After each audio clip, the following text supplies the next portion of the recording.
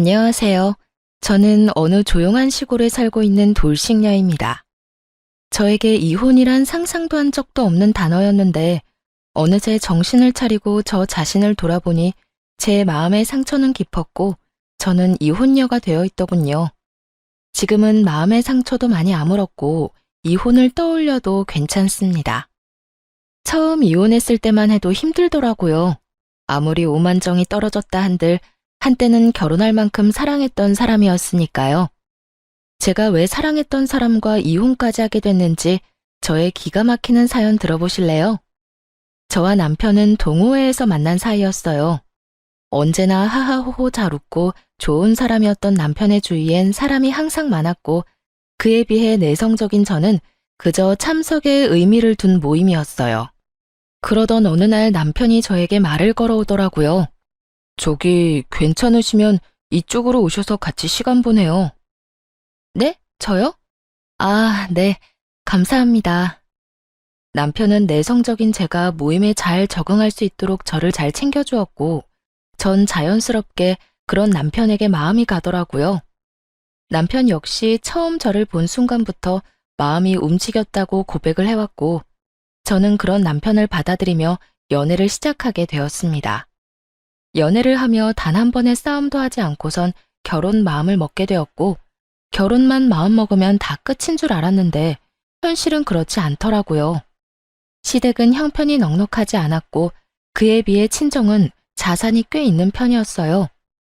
그럼에도 불구하고 시댁에선 이런 말을 하더라고요.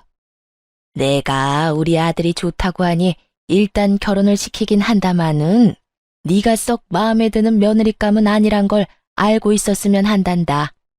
이렇듯 저를 깎아내리는 말을 시모는 서슴없이 하긴 했지만 내심 부자인 저희 집을 시댁에선 좋아하는 눈치였고 친정에선 이런 시모의 태도가 마음에 들지 않는다며 결혼을 반대하기도 하셨죠. 넌 그런 소리를 듣고도 결혼하고 싶어? 어떻게 사람 면전에 두고 마음에 든다 안 든다 그딴 말을 할 수가 있는 거야. 자기 자식 귀하면 남의 자식 귀한 줄도 알아야지. 집안이라도 우리보다 좋으면 내가 억울하지도 않지. 처져도 한참 처지는 주제에 어디서 그딴 말을 하냐고. 네가 뭐가 부족해서. 자기 아들만 대기업 다니니? 너도 대기업 다녀. 엄마, 조금만 진정 좀 해. 어머님이 말씀만 그렇게 하셔서 그렇지 속은 그렇지도 않을 거야. 그냥 집안 차이가 좀 나니까 아들 기죽을까봐 괜히 나한테 그러신 거겠지. 그게 더 문제야, 자격지심. 그게 사람 얼마나 피말리는 줄 몰라. 그딴 결혼을 하겠다고 이 난리니? 엄마는 싫어, 딸. 너도 나한테는 하나뿐인 딸이고 내 목숨 같은 딸이야. 그런 딸이 자기 발로 지옥불에 뛰어들겠다는데 어떤 엄마가 가라고 등 떠밀겠어. 차라리 내가 뛰어들고 말지. 엄마, 나 진짜 그 사람 사랑해. 내가 현명하게 잘 대처하면서 살게. 엄마는 알잖아. 나 그 사람 이대로 놓치면 평생 후회할 것 같아. 미안해요. 이런 문제로 엄마 속상하게 해서. 정말 속상해서 죽겠어. 난 너를 귀하게 키웠는데 넌 왜 이런 취급에도 아랑곳하지를 않니? 그깟 사랑이 뭐라고? 한 번만 더 생각해봐. 더 깊이, 더 신중하게 생각해보고 다시 이야기하자. 전 이러한 부모님의 반대에도 남편을 사랑했기에 부모님을 설득해 결혼을 하게 되었고, 이젠 행복한 일만 남았다고 생각했습니다. 반대와 만류에도 설득하고 또 설득해서 한 결혼. 처음엔 참 행복하고 너무나도 좋았어요. 사랑하는 사람과 밤늦게 헤어질 일도 없고, 온종일 함께 할 수 있는 주말이 오면 집엔 웃음소리가 끊이질 않았었죠. 그렇게 행복한 신혼생활에도 문제는 있었어요. 그건 다들 예상하다시피 시모의 간섭이었습니다. 그때 당시 저는 남편과 회사는 달랐어도 남편과 마찬가지로 대기업에 다니고 있었는데 하고 싶은 공부가 생겨 회사를 그만두고 공부를 위해 이리저리 알아보고 있을 때였어요. 결혼을 하고 난 후에 시작한 공부라고 해도 남편의 도움을 받은 것도 아니었고 그간 제가 모은 돈과 시집 올 때 친정에서 받은 돈이 꽤 있던 터라 생활에 무리가 될 상황도 전혀 아니었습니다. 하지만 시모는 이러한 상황을 전혀 알지 못한 채 저의 상황을 걸고 넘어지기 시작하더라고요. 난 도대체 네가 이해가 안 된다. 그 좋은 회사 그만두고 갑자기 공부를 하니? 그것도 결혼까지 한 애가 말이야. 너흰 미래 준비 같은 건 안 하니?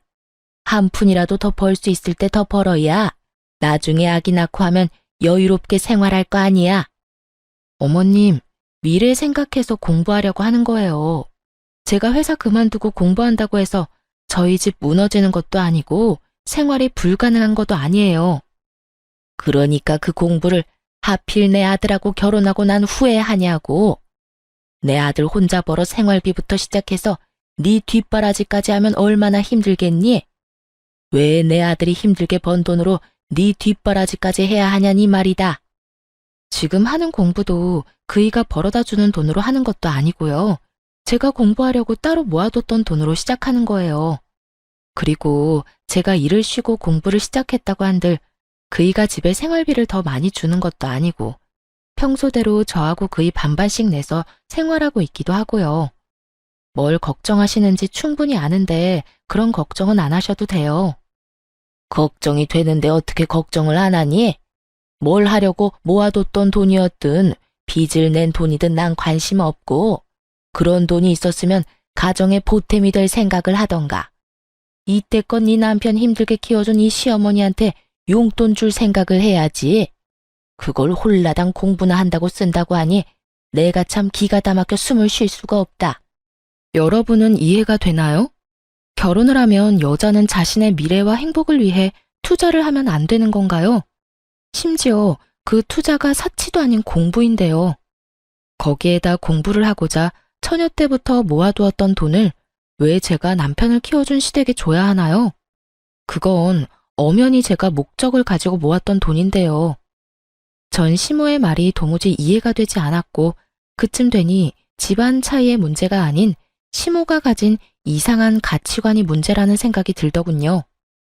숨을 쉴 수가 없다며 호통을 치던 시모는 크게 한숨 한 번을 쉬더니 전형적인 막장 시모의 대사를 읊어대고선 전화를 신경질적이게 끊어버리더라고요. 요즘 애들이 그런 거니? 아니면 너만 그런 거니? 어떻게 한 가정을 이룬 애가 어쩌면 그렇게 네 생각만 하니? 너 같은 애 데리고 사는 내 아들이 불쌍하다 불쌍해. 하여튼 생활비에서 네 공부하는 돈 빼쓰는 거 아니라고 하니 그냥 넘어가는데 혹여나 네 공부한다고 내 아들 힘들게 했다간 내가 네 친정에 전화해서 생활비 받아낼 테니 그런 줄 알아. 이게 결혼하고 2달도 되지 않았을 때 있었던 일입니다. 다른 것도 아닌 제가 제 돈으로 공부를 하겠다는데 그것도 결혼한 지 2달도 되지 않았을 때 이런 말을 듣게 되니 무언가 이건 아니다라는 생각이 강하게 들더라고요. 이런 이상한 가치관과 이상한 성격의 시모라면 앞으로 내가 존경하며 살 수는 없겠다라는 생각도 들었고요. 전 이런 시모의 말에 대해 남편은 어떻게 생각하는지 궁금했고 그날 저녁 남편에게 시모가 한 말을 전하면서 묻게 되었어요. 어머님이 그러시던데 당신은 어떻게 생각해? 당신도 내가 이기적이라고 생각해? 뭐? 엄마가 그랬다고? 엄마는 도대체 왜 그러는지 몰라. 내 생각을 물을 필요가 뭐 있어? 응? 그게 무슨 말이야? 잘 생각해봐. 내가 당신이 이기적이라고 생각했으면 애초에 당신이 공부 이야기 꺼냈을 때 말렸겠지. 내가 당신이 처음 그 이야기 꺼내면서 내 생각 물을 때도 말했지. 사실 당신이 회사 그만두는 거 아깝지 않은 건 아니라고. 워낙 좋은 회사이기도 하고 그만큼 당신이 그 회사에 들어가기 위해 얼마나 노력했을지 다 아니 그 시간들이 아깝다고. 지금도 마찬가지야. 당신이 노력한 시간들이 아무 의미가 없어질까봐 아깝다고 한 것뿐이지 당신이 새로운 도전을 하겠다는 것을 이기적으로 생각한 적? 맹세하건대 단 한 번도 없어. 역시 당신은 나랑 생각하는 게 비슷할 거라 생각했어. 그렇게 말해줘서 고마워. 사실 나 조금 혼란스럽기도 했거든. 고맙긴 당연한 거야. 당신이 이상한 짓을 하는 것도 아니고 공부한다는데 응원은 못 해줄 망정 그걸 말리는 사람이 이상한 거지. 그러니까 당신은 엄마 말 무시하고 당신 하고 싶은 거 다 해봐. 남편은 시모와는 다른 사람이었고 생각하는 가치관 역시 저와 비슷하다는 생각이 들었어요. 돌이켜보면 다 저만의 착각이었지만요. 그 후로도 시모에게서 연락이 올 때마다 갖은 구박들을 하려고 시동을 거는 듯 했지만 저는 그런 시모에게 맞서 갖은 변명들을 대며 전화를 그냥 끊어버렸죠. 어쩌다가 시댁이라도 가는 날엔 남편이 시모의 말을 끊어버려 무사히 상황을 넘긴 적도 많았고요. 시모는 그렇게까지 저를 구박하면서도 며느리 자랑은 또 하고 싶은 사람이었고 친구와의 모임을 가질 때마다 저에게 연락을 해왔어요.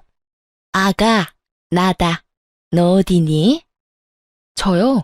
저 지금 집인데 무슨 일 있으세요? 일은 무슨?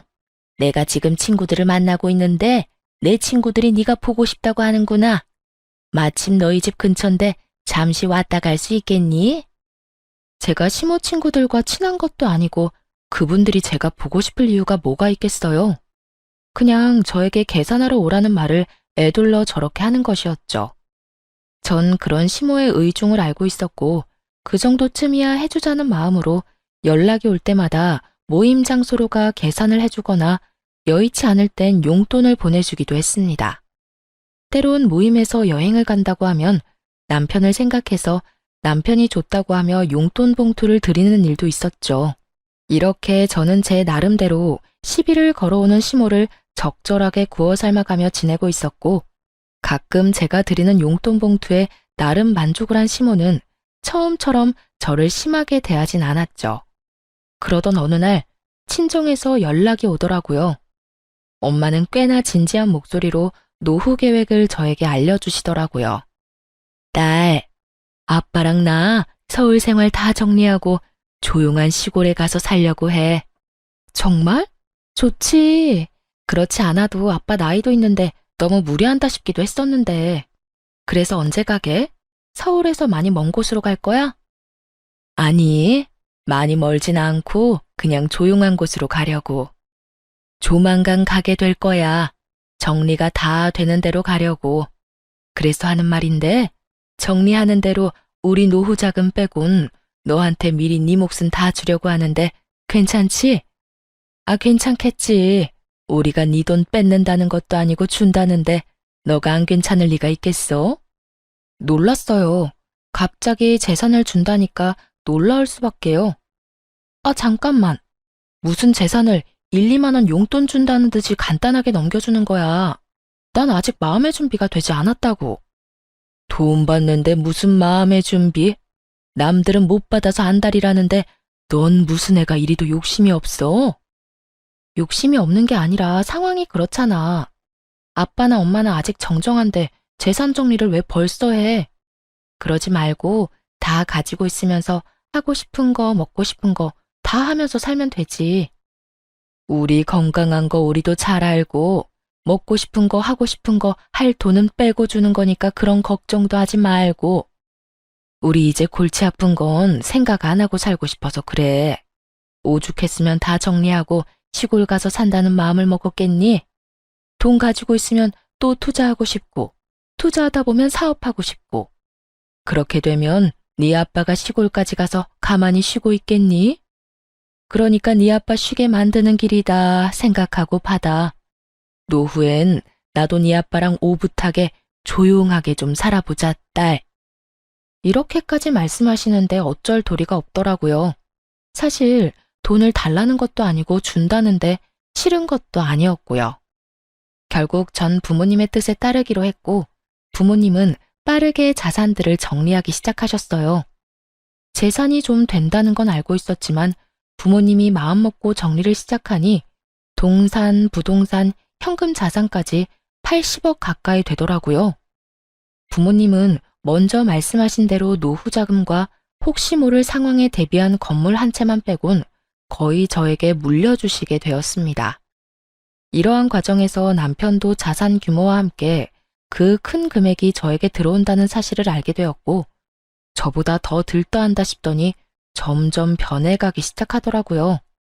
아무래도 들뜬 남편의 행동이 위험하다 싶었는데 결국 남편은 사고를 치고야 말았습니다.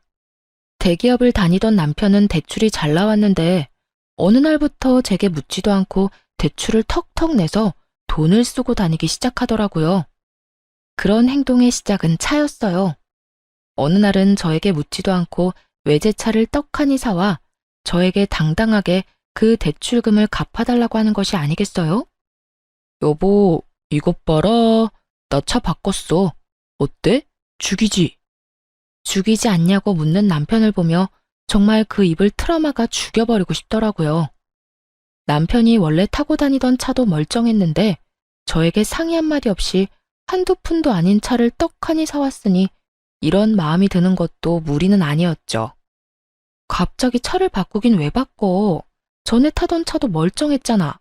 아니, 무슨 돈으로 바꾼 거야? 당신한테 이렇게 큰 돈이 어디 있다고? 나한텐 없어도 당신한테 있잖아. 일단 대출 내서 샀지. 그러니까 당신이 좀 갚아줘. 나 이 차 사는 게 내 꿈이었단 말이야. 내 소원 들어준다 치고, 응? 응? 당신이 안 갚아주면 나 월급 통으로 대출금 갚아야 해. 도와줄 거지? 갚아줄 거지. 당신한텐 이 정도 돈이야 껌이잖아. 정말 절도 한숨이 다 나오더라고요. 정말 내가 알던 남편이 맞는 것인지, 내가 사랑했던 남자가 이렇게 철이 없던 남자가 맞는 것인지, 오만 가지 생각이 스치며 한숨이 끊이지 않고 나오더라고요. 그 돈이 어떤 돈인데 그걸 이딴 식으로 쓰라고? 당신 제정신이야? 꼭 필요한 것도 아니고 사치나 부리라고 우리 부모님께서 돈 준 줄 아냐고. 애도 아니고 한두 푼짜리도 아닌 차를 충동적으로 사면 어쩌겠다는 거야? 생각이 있어 없어? 내가 오죽 갖고 싶었으면 이렇게까지 했겠어? 그러지 말고 자기야, 한 번만, 딱 한 번만 도와줘. 앞으로 이런 일 절대로 없도록 할게. 응? 아, 이번이 처음이자 마지막이야. 한 번만 더 이딴 식으로 행동했다간 정말 국물도 없어. 응, 물론이지. 여보 사랑해. 생각 같아선 차고 남편이고 확 반품을 해버리고 싶은 심정이야 굴뚝 같았지만 그때까진 이혼 생각이 전혀 없었기에 다신 이런 일 벌이지 말란 경고만 하고 대출금을 갚아주게 되었습니다. 지금 생각하면 제가 참 한심하지만 그땐 돈보단 남편이 더 중요하다는 생각이 컸던 것 같아요. 미련스럽게도 말이죠. 마지막이라고 했던 남편은 점점 씀씀이가 해퍼진다 싶더니 어느 순간부턴 생활비마저 주지 않더라고요. 여보, 이번 달 생활비 또 안 들어왔더라? 왜 나한테 생활비 안 줘? 요즘 힘들어? 당신 재산이 얼만데 고작 월급쟁이 월급을 달라고 그러냐? 혹시 이런 거 아시나요? 할 말은 수도 없이 많은데 말문이 턱하니 막혀버리는 상황. 남편은 한결같이 월급쟁이 월급이라는 대답을 하며 저를 쪼잔한 사람으로 몰아갔고 저는 그런 남편을 보며 할 말은 많았지만 말문이 막혀 말이 나오지 않더라고요. 거기에다 싸우고 싶지 않은 마음도 컸던 터라 굳이 입을 떼지도 않았고요. 하지만 그런 날이 많아지면 많아질수록 저는 점점 더 지쳐만 갔고 남편의 변화가 더는 제 선에서 감당할 수 없다는 생각이 들기 시작하던 어느 날이었어요. 몸도 마음도 많이 지쳐 집에서 쉬고 있는데 시모에게서 전화가 오더라고요. 아가, 다음 주 토요일에 너도 올 거지? 우리 이사하는 날 말이야. 네, 어머님? 이사하세요? 저는 정말 몰랐던 사실이라 깜짝 놀라며 되물었고 저의 물음에 시모는 더 의아하다는 듯 저를 충격에 빠뜨리는 말들을 하기 시작했어요. 다 알면서 왜 모른 척이야? 네가 가지고 있는 반포 아파트, 거기 우리가 들어가서 살기로 했잖니? 네 남편이 계약 기간 다 끝났으니까 들어가서 살라고 했잖아. 너도 허락했다고 하던데 혹시 잊고 있었니? 넌 젊은 애가 어디 정신을 빼놓고 살길래 그런 걸 잊어. 하여튼 네 시누이 좋아서 입이 귀에 걸렸다. 그렇지 않아도 아파트 노래를 부르더니 드디어 주택에서 벗어나 아파트에서 산다고 말이다. 하여튼 토요일에 올 거지? 와서 정리 좀 도와. 포장이사라고 해도 그 사람들이 뭐 제대로나 하겠니? 이게 무슨 소리인가 싶더라고요. 제가 투자 목적으로 사뒀던 아파트에 시모가 들어가서 산다뇨. 심지어 저는 세입자가 나가기로 한 것조차 모르고 있었는데 이게 다 무슨 소리인가 싶어 남편에게 전화를 걸었습니다. 이게 다 무슨 소리야? 어머님이 왜 반포 아파트로 이사를 가? 그거 이야기한다는 걸 깜빡했네. 몇 달 전에 당신 씻고 있을 때 당신 휴대전화로 세입자한테서 전화가 왔더라고. 연장하고 싶은데 어떻게 생각하시냐고. 그 순간 우리 식구들이 생각나지 뭐야? 엄마도 그렇고 여동생도 그렇고 아파트 사는 게 꿈이라고 했거든. 그래서 연장은 힘들 거라고 하고 식구들한테 그 집 들어가서 살라고 했어. 그러니까 당신도 그렇게 알고 돌려줄 보증금 준비해놔. 알겠지? 그러면 나 바빠서 끊어. 아참, 나 오늘 늦어. 기다리지 말고 자. 여기까지도 화가 나서 어찌할 바를 모르겠는데 그 뒤로 들려오는 소리는 저의 화를 폭발시키고야 말았습니다. 오빠 그렇게 잘 살아? 반포 아파트라는 것 같던데. 거기 엄청 비싸지 않아? 월세만 해도 장난 아닐 텐데. 그런 집을 부모님 살게 해드리는 거야? 뭐, 얼마 안 해. 그거 말고도 더 있기도 하고, 그깟 월세 받으면 얼마나 받는다고. 우와, 오빠 차도 엄청 좋더니 엄청 부자인가 보다. 나 결정했어. 나 오빠 여자친구 할래. 오빠 나 어때? 나야 좋지. 바쁘다던 남편은 너무 바쁜 나머지 전화를 끊는 것마저 깜빡해버렸고 그 덕에 전 남편이 뭐 때문에 바쁜 것인지 수화기 너머로 다 듣게 된 것이었죠. 날마다 바쁘고 힘들다고 술을 퍼마시고 다니더니 집에 주는 생활비를 술집에다 쏟아붓고 있었다는 사실을 알게 되니 참을 수가 없었어요. 거기에다 그간 남편의 행실을 돌이켜보니 하룻밤 실수가 아니란 걸 확신했고 전 이혼을 마음먹으며 흥신소에 의뢰해 남편의 뒤를 밟게 되었습니다. 기다리던 흥신소에서 증거들과 함께 정보를 받아 살펴보던 저는 정말 기가 차서 숨이 멎어버리는 줄 알았어요. 남편의 상간녀는 따로 있었는데 술집 여자인 것도 모자라 나이가 20살밖에 되지 않았더라고요. 심지어 그 여자에게 집까지 마련해준 상태였는데 대출을 받아 보증금을 해주고 월세로 큰 금액을 내고 있는 상황이더군요. 거기에다 생활비에 사치비용까지 대고 있었으니 현금 서비스를 비롯해 대출을 받아가며 그 많은 돈을 충당하고 있더라고요. 이렇듯 살림까지 차려주고도 만족이 되지 않았는지 여전히 업소를 들락날락하고 있기도 했고요. 그 많은 정보와 사진 중 단연 충격이었던 건 녹음 파일이었어요. 그 파일은 두 사람이 대화를 나눈 내용을 녹음한 파일이었는데 그 내용이 정말 가관이더라고요. 오빠, 그래서 이혼은 할 거야? 이혼? 지금 생각으론 이혼은 안 하는 게 여러모로 좋을 것 같아. 알아보니 상속받은 재산은 분할이 안 된다고 하더라고. 그 여자가 가지고 있는 재산 대부분이 물려받은 건데 이혼하면 그 돈은 한 푼도 못 건질걸? 정말? 그러면 이혼하지 말고 그냥 그 여자 옆에 딱 붙어 살아. 난 괜찮으니까. 난 그저 오빠가 이렇게 날 사랑해주는 마음만 해도 충분해. 그깟 호적 뭐가 중요해? 마음은 나한테 있는데. 그래, 그렇게 생각해준다면 너무 고맙지. 내가 그 멍청한 여자 잘 구슬려서 돈 많이 뜯어낼 테니까 우리 아기는 갖고 싶은 가방 리스트나 작성해두고 있어. 이 오빠가 다 사줄게. 아니다, 당장 사러 갈까? 이 오빠 대기업 다니는 거 알지? 우리 아기 가방 사줄 능력 정도는 된다고. 정말?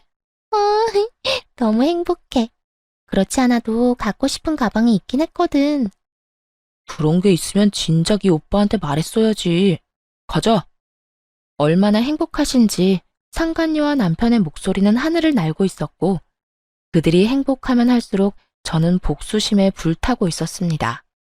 배신감이란 감정이 사람을 정말 미치게 만들더라고요. 그것도 다른 사람도 아닌 내가 사랑해서 내가 선택하고 나와 함께 한 집에서 살 섞고 사는 사람이라니. 남편의 배신은 정말 이루 말할 수 없는 절망감과 분노를 가져다 주더군요.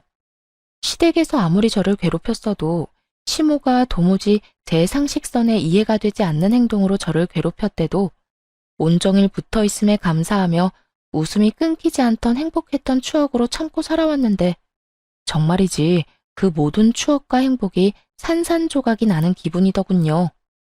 모든 파일을 들은 순간 저는 이혼을 더욱 확신하게 되었고 바로 부모님께 연락을 드려 모든 사실을 알리고 제 짐을 하나둘씩 부모님께 보내버렸어요. 모든 사실을 안 아빠는 당장이라도 서울을 와 그놈을 가만두지 않겠다고 화를 내셨지만 전 그런 아빠에게 제게도 다 생각이 있고 계획이 있다며 잠시 기다려달라고 했죠.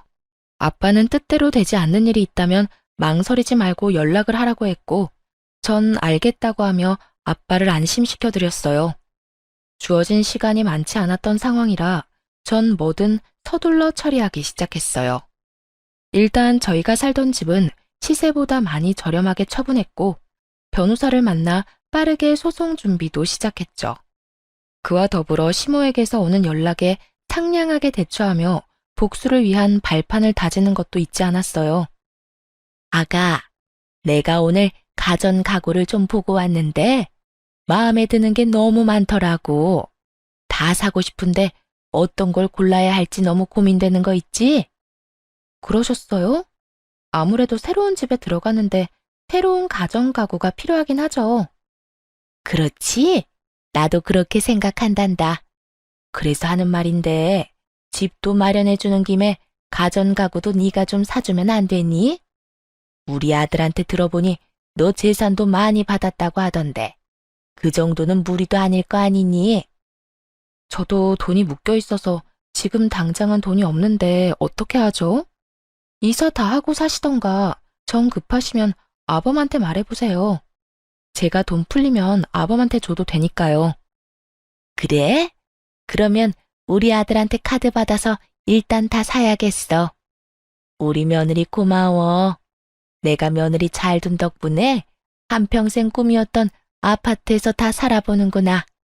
아니, 엄연히 따지면 그런 며느리를 데리고 온 우리 아들 덕인가? 하여튼 내가 복이 많긴 한가 봐. 노후에 이런 복을 다 누리고 말이다. 아무것도 모르고 웃어대는 시모의 목소리를 들으며 저 역시 소리내서 웃어줬네요. 한 치 앞도 모르고 저리도 기뻐하니 웃음을 참을 수가 없었으니까요. 이런 와중에 남편 역시 저를 돕고 싶어 안달이 났더라고요. 하루 종일 제 눈치를 본다 싶더니 그 입에서 결국 출장을 간다는 말이 나오더라고요. 그렇지 않아도 남편이 눈치채지 못하고 이혼 준비를 하느라 힘들었는데 제 발로 알아서 나가준다니 저에겐 이보다 큰 도움은 없으니까요. 여보, 나 회사에 급한 일이 있어서 출장을 가야 할 것 같은데 당신 괜찮지? 내가 괜찮고 말고 할 게 어딨어. 회사에서 가라고 하는데 가야지. 나 신경 쓰지 말고 다녀와. 짐 빠뜨리지 말고 잘 챙기고. 과연 정말 출장일까요? 저는 200% 아니 압도적인 확률로 상간녀와의 여행길이라 확신했어요. 정말 출장이라면 제 눈치를 저렇게까지 살필 인간이 아닐 뿐더러 출장을 말하는 남편놈의 얼굴에 묘한 들뜸이 보였기 때문이었죠. 저는 두말 없이 웃으며 다녀오라고 했고 남편은 밝게 웃으며 출장을 떠나게 되었습니다.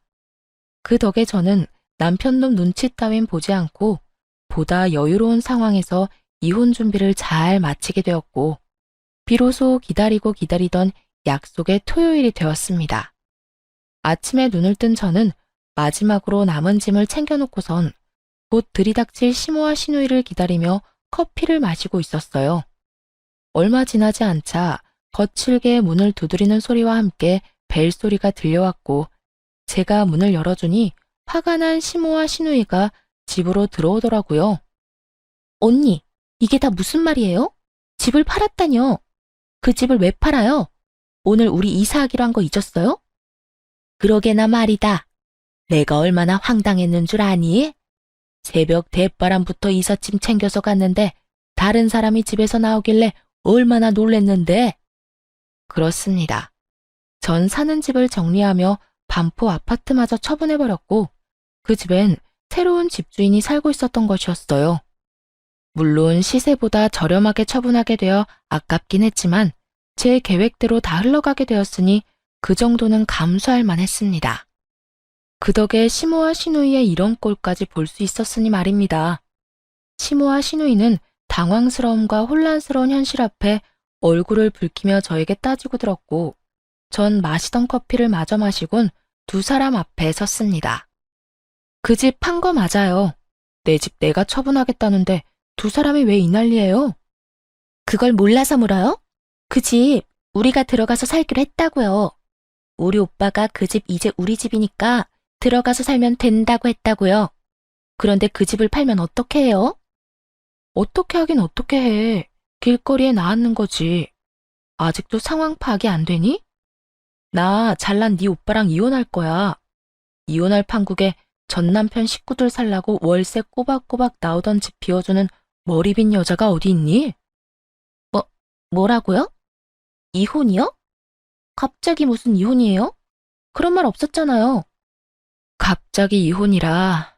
그래, 나도 갑작스럽긴 하다. 네 오빠가 바람 피우는 걸 갑작스럽게 알게 돼서 나도 좀 서두를 수밖에 없었거든.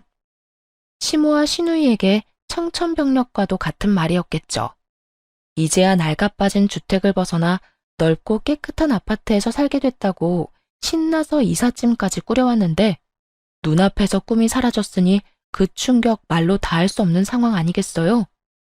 두 사람은 현실을 부인하고 싶은 듯 자신의 오빠는 자신의 아들은 절대 그럴 리가 없다며 도리어 제가 오해한 것이라고 우겨대기 시작했어요. 오빠가 바람이요? 설마, 아닐 거예요. 우리 오빠가 왜 그런 미친 짓을 하겠어요? 언니, 혹시 우리한테 집 내주기 싫어서 이런 거예요? 그래서 우리 오빠한테 그런 더러운 누명을 씌우는 거냐고요. 그러게, 우리 아들은 절대 바람 같은 거 피울 애가 아니다. 네가 뭔가를 크게 단단히 오해하고 있는 걸 거야. 내 아들 내가 잘 아는데 절대 그런 추잡한 짓거리나 하고 다닐 애 아니다. 널 얼마나 사랑했는데, 심지어 네가 가진 재산이 얼만데 너같이 황금알을 낳는 거위를 두고 바람이나 피우겠어? 다 네가 오해한 걸 거야. 그러지 말고 우리 아들 오면 대화부터 해보거라. 내가 전화해서 이제 곧 올 거야. 오해? 제 눈으로 보고 듣고 다 했는데 무슨 오해예요. 어머님 아들 지금 바람 피우고 있는 거 맞고요. 지금도 출장지에서 오는 게 아니라 그 상간녀랑 룰루랄라 여행길에 다시 돌아오는 거라고요. 거기에다 그 미친 네 오빠가 그 여자 집까지 얻어줬단다. 그러니까 여기서 좀 나가주지. 이 집도 처분해서 빨리 비워줘야 하거든. 제 말에 시모와 시누이는 믿을 수 없다는 듯 그 자리에 주저앉아 아파트 타령을 끊임없이 중얼이기 시작했어요. 내 아파트, 내가 드디어 아파트에서 살 수 있다고 얼마나 좋아했는데 내 아파트 돌려내, 내 아파트 돌려내라고. 어떻게 내 아들이 그딴 짓을, 아니야, 아니라고. 엄마, 오빠 정말 미친 게 틀림없어. 어떻게 하필 이럴 때 그딴 짓을 할 수가 있어. 바람을 피우려거든 들키지나 말던가. 들키더라도 우리 이사나 해놓고 들켰어야지. 이게 다 뭐야? 친구들한테 반포 아파트 입성했다고 다 자랑했는데 내 아파트 어떻게 하냐고. 망연자실해서 이상한 말을 중얼거리는 시모와 시누이를 보는데 정신병원에 전화라도 해야 하나 싶더군요. 제 눈에는 두 사람이 미쳐버린 것 같았거든요. 그렇게 한참을 미쳐버린 두 사람을 지켜보는데 남편이 허겁지겁 현관문을 열고 들어오더라고요. 이게 다 무슨 일이야? 반포 아파트가 팔렸다니, 다른 사람이 살고 있다니 이게 다 무슨 말이야? 엄마가 한 말이 다 사실이야? 갑자기 왜 아파트를 팔아?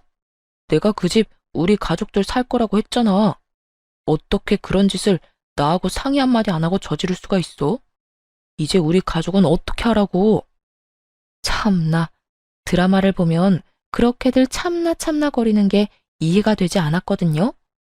그런데 자기 한 짓은 생각도 하지 않고 무조건적으로 저를 몰아세우는 남편놈을 보는데 정말 반사적으로 이 말이 튀어나오더라고요.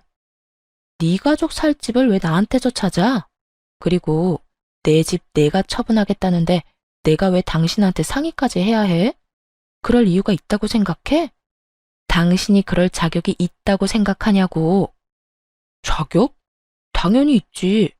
내가 당신 남편인데 당신 재산이 다 내 재산이지. 부부 사이에 섭섭하게 네 재산, 내 재산 성 갈라 관리할 거야? 당신 그런 식으로 나오면 나 엄청나게 섭섭하다고. 하여튼 반포 아파트는 이미 팔아버렸고 앞으로 어떻게 할 거야? 우리 가족들 어떻게 할 거냐고. 당장 집도 다 정리해버려서 오갈 데도 없다고. 아, 혹시 우리 집에 모시려고 그래? 그렇구나. 하긴 우리 두 사람 살기엔 넓긴 하지. 남편 역시 제정신이 아닌 듯 저는 그 어떠한 말마디를 하지 않았는데 스스로 희망 고문을 하기 시작하더라고요. 그런 남편 놈을 지켜보는 재미도 없지 않아 있었지만 이제 그만 마무리를 해야 할 때가 되었다고 생각했어요. 전 시모와 시누이가 지낼 방을 열심히 고민하는 남편 놈을 향해 손바닥을 보이며 멈추라는 제스처를 취한 후 이혼을 통보했습니다. 당신은 분위기 파악을 못해? 내가 이 집에서 당신 가족들이랑 살 거라고 했으면 당신 엄마랑 당신 동생이 저러고 앉아서 세상 잃은 표정을 하고 있겠어? 제 말에 남편은 그제야 시모와 시누이가 보이는 듯 두 사람의 안색을 살피기 시작하더라고요. 그리곤 이내 조금의 파악이 된 듯 흔들리는 눈빛으로 저를 바라보더군요. 전 그런 남편을 보고 이렇게 말했어요. 그래, 맞아. 지금 당신 머릿속을 스치는 그 설마 하는 최악의 상황. 나 다 알았어. 다 알아버렸어. 그러니까 이혼하자. 저는 드디어 이혼을 통보했고 남편은 모든 상황을 받아들일 수 없다는 듯 저에게 개거품을 물고 대묻기 시작하더라고요. 이혼? 이혼이라니 그게 무슨 말이야? 아니, 알긴 뭘 알았다는 거야. 당신이 알아버린 게 도대체 뭐냐고. 뭐긴 뭐겠어? 당신이 20살 술집 여자랑 살림 차린 거? 그것도 모자라 여전히 그 더러운 업소를 여전히 제 집 안방처럼 오가는 거 정도겠지. 아, 그것도 알고 있어. 그 술집 여자한테 대출까지 받아서 집 생활비 할 거 없이 다 지원해주고 있다는 거. 제 말에 남편의 얼굴은 사색이 되어 가더라고요. 남편의 얼굴뿐인가요? 상간녀가 술집 여자라는 사실에 시모의 얼굴은 금방이라도 폭발할 것 같은 화상과도 같았고 상간녀가 20살밖에 되지 않는다는 사실에 시누이 역시 경악스러운 표정을 숨기지 않았습니다. 남편은 이런 시모와 시누이의 눈치를 살핀다 싶더니 저를 보며 일단 부인하고 나서더라고요. 말도 안 돼. 내가 당신을 두고 그랬을 리가 없잖아.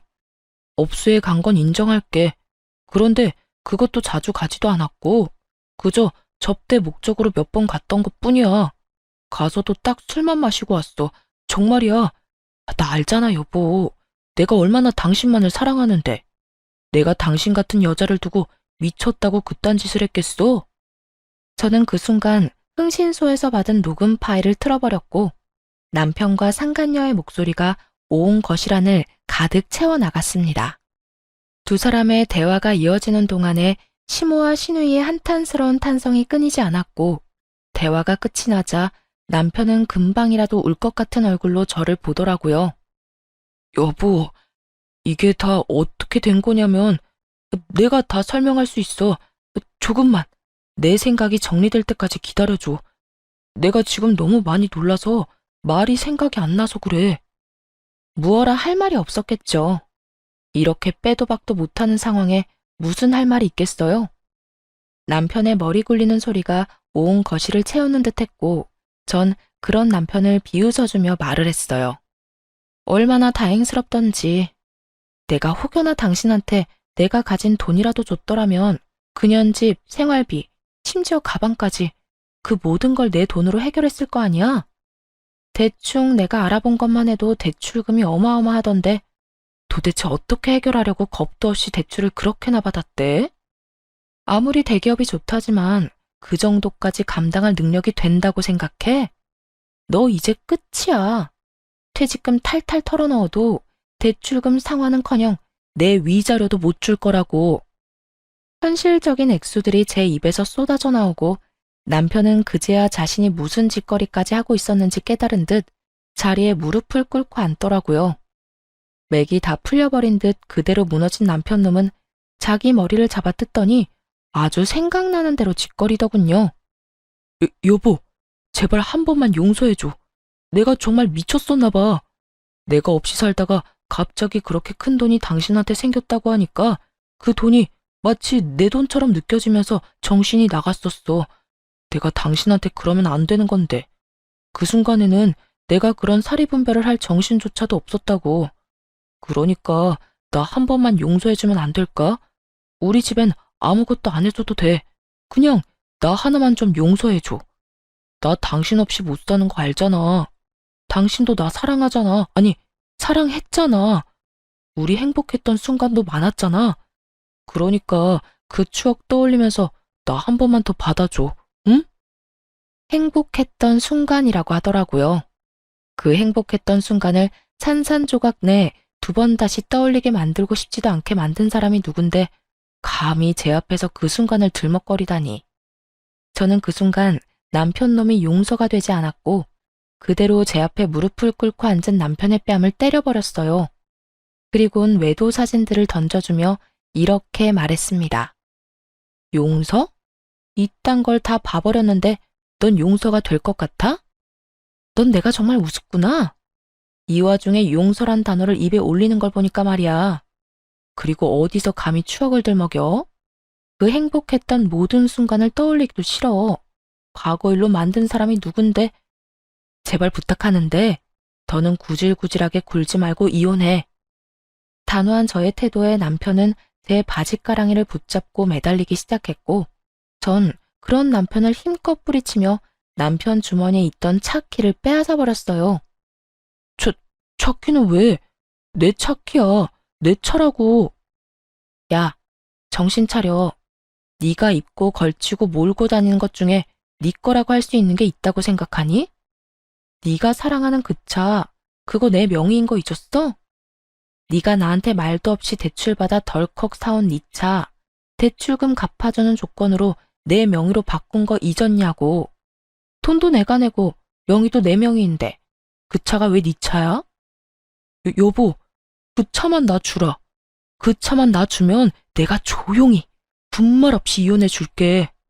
당신도 내가 끈질기게 굴면 귀찮을 거 아니야. 그러니까 그 차만 나 줘.